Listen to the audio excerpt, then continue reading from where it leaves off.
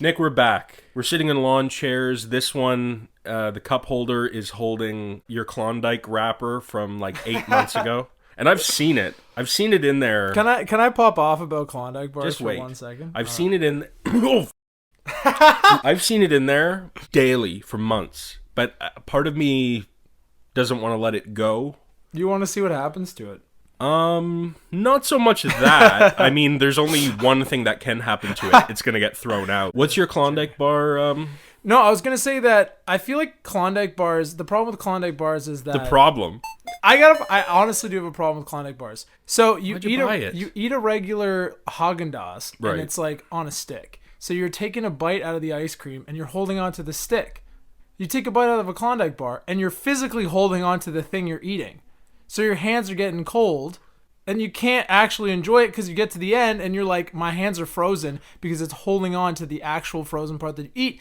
Whereas with Haagen-Dazs, it's like you're holding on to the popsicle stick, which doesn't get nearly as cold. I'll be honest. I've never actually had a Klondike bar, and I wasn't even aware of that. It's a huge problem. That's gonna make me stay away from it. The other part too is that the Klondike bar, it's like, so with the ice cream sandwich, you take a bite. Klondike will not be sponsoring the Talk podcast. So like with a regular ice cream sandwich, you take a bite out of it and the structure is intact. But you take a bite out of a Klondike bar and it's like ice. It breaks apart. It breaks apart. Oh like my like the God. extra layer of chocolate. It like crumbles. What's their into your slogan? hand.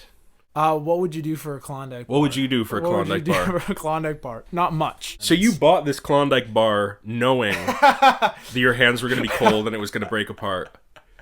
That is Why? correct.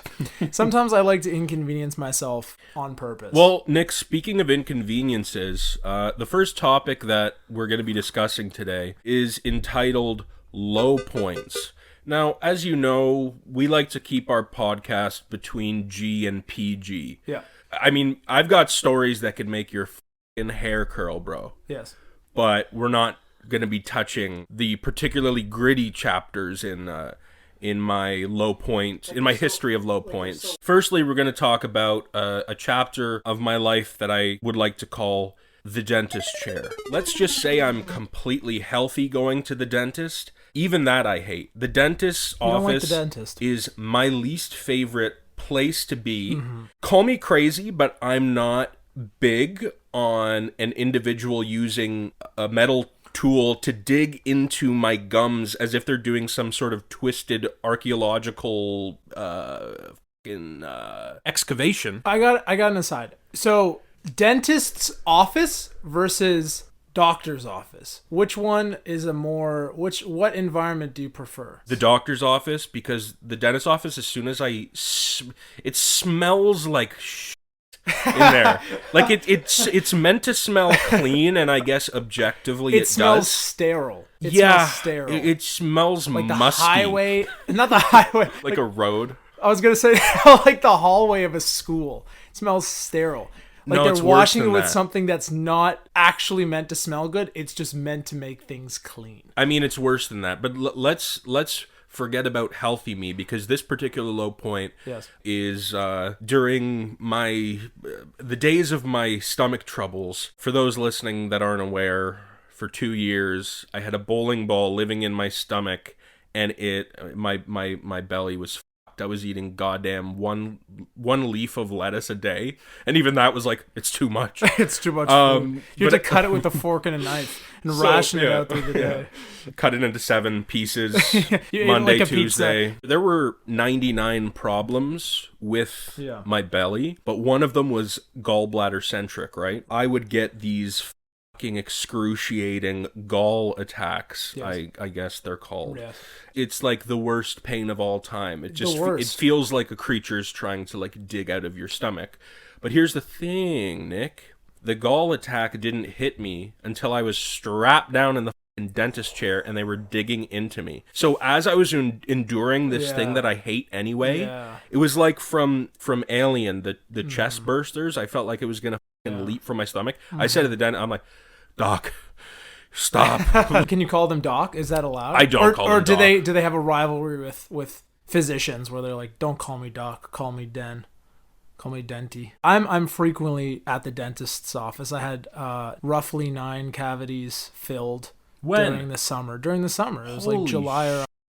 Yeah. What have you been doing? Well, I have really bad sensitive teeth. Oh. And then I also drank a lot of carbonated water, which is apparently very bad for your teeth. Oh. And I had dental work I needed done for a year, but the benefits didn't kick in. So as soon as they kicked in, I was like, well, I'm going to the dentist. It was kind of like a summer camp. Like I was there for a whole week, not every day, but I was frequently there, and I'd just come to say hi, and we'd have chats, and then, he'd get You'd to have work. chats with his gloved hands in your mouth. In my mouth. Your jaw wired open. It was the worst. I got the doc to stop what they were doing, and then I was driven home fucking moaning and groaning. But then once I finally got home, I ran up the stairs, went into the bathroom, and did what I usually do when I'd have these gall attacks. I just sit on my fucking porcelain throne for like 2.5 hours. Someone would knock on the door like, "You okay in there?" No one ever has good posture when they're sitting on the toilet. The whole stomach story was a tragedy in that, look, I'm not saying that every doctor's shit, right? That's not what I'm saying. Right. But every doctor I dealt with was kind of Mickey Mouse. When this really started, I went into this doctor's office, and immediately he had all the charm of like John Wayne Gacy. But anyway, he just laid me out on the bed. The way you said lay me out made me think of like how you'd lay out a mat. Like you like unroll it and then you like pat all the corners to make sure it's flat. He did. He patted all corners. He patted the corners of my belly, and he's like, he did each individual corner. This hurt. He's like, I think there's shit stuck in your pipes or something. It was literally that inane. And he's like, go get Metamucil from the... As I was explaining my issues to him, he was like checking his watch and shit. He's like, oh God, hurry it up, pal. I like to think that you had like a little lump, and he like patted it down and it popped up in another spot, and he patted it down and it popped up in a new spot. What is this, fucking whack-a-mole? Here's one for you. This is one of the worst moments of my life. This chapter is entitled The School Play. I would say in terms of production, this particular play was...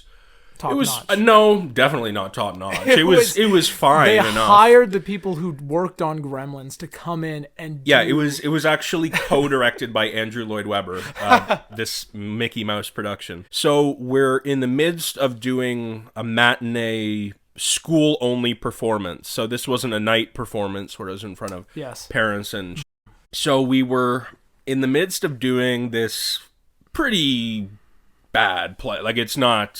what was the play called? Do you remember? I don't really want to tell you. Oh, I 100,000,000% remember, but I don't want to tell you. Charlie and the Chocolate Factory. No.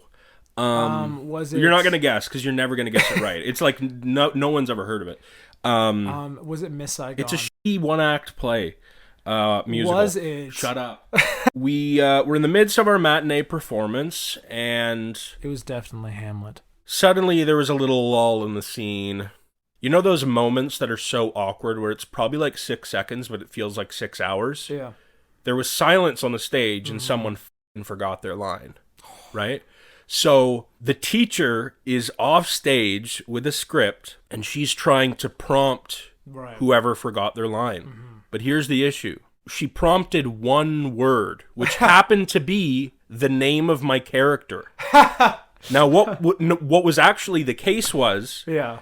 She was prompting a line to someone whose line started with saying my character's name. Oh. But because she said my character's name, I thought I fucking messed up.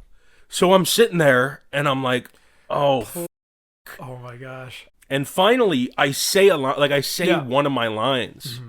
It wasn't... Look, I had to do something, because no one was doing shit. And it was in a scene where I'm right in the middle, and everyone's fucking...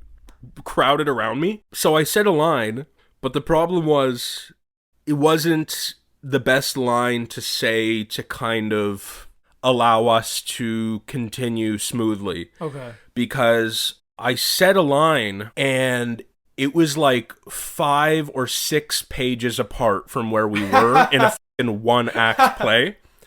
We jumped into this scene and then I go off the stage. And then because of where we were, a song restarted. No, restarted that we'd already done. They restarted the whole song? Not, but like, because of where we were in the story now, we just had to kind of run with it. So they had to redo a song. But this trio of goons in the play, they also fucked up. And it was, honestly, man, it was like the school play that never ended. It was on a constant loop. I just wanted to get the out of there. Man, that was Could you absolutely imagine miserable. Being like a 6-year-old watching that play and thinking, that was my... Yeah. Is this how all plays are supposed to go? Yeah. Did they do that? Is this a reprise? Wait a minute. Oh, yeah. They totally understood the concept of a reprise. That's in a 6-year-old's vocabulary.